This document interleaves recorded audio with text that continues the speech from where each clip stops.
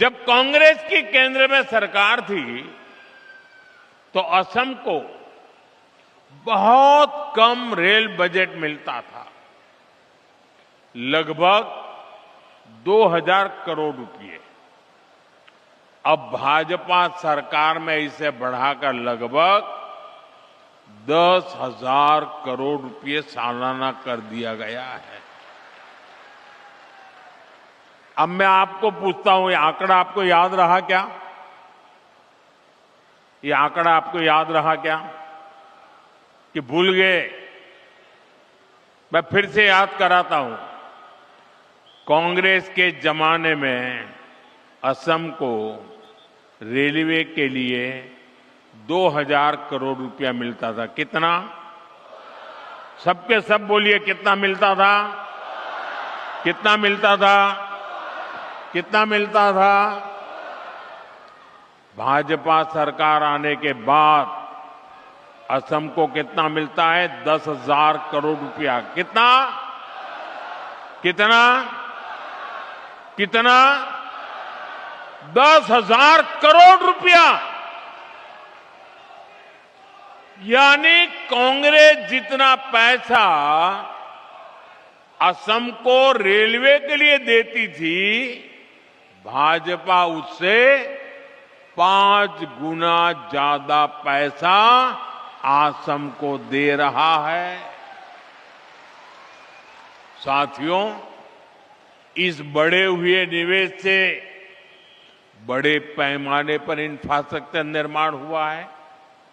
नई रेल लाइनें बिछाने से, दोहरीकरण और इलेक्ट्रिफिकेशन होने से रेलवे की क्षमता बढ़ी है, लोगों के लिए सुविधाएं बढ़ी हैं।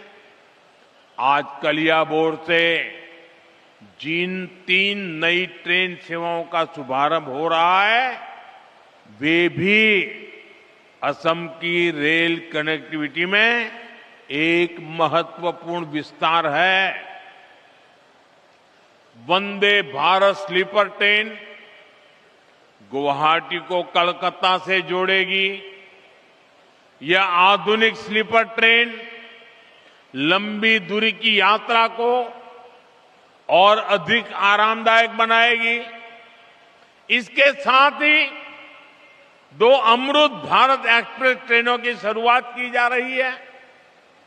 इन ट्रेनों के रास्ते में असम, पश्चिम बंगाल, बिहार और उत्तर प्रदेश के कई महत्वपूर्ण स्टेशन शामिल है, जिससे लाखों यात्रियों को सीधा लाभ मिलेगा। ये ट्रेनें असम के व्यापारियों को नए बाजारों से जोड़ेगी, छात्र शिक्षा के नए अवसरों तक आसानी से पहुंच सकेंगे और असम के लोगों के लिए देश के अलग अलग हिस्सों में आना जाना सरल हो जाएगा। कनेक्टिविटी का विस्तार भरोसा पैदा करता है कि नॉर्थ ईस्ट अब विकास के हाशिए पर नहीं है। नॉर्थ ईस्ट अब दूर नहीं रहा। नॉर्थ ईस्ट अब दिल के भी पास है, दिल्ली के भी पास है।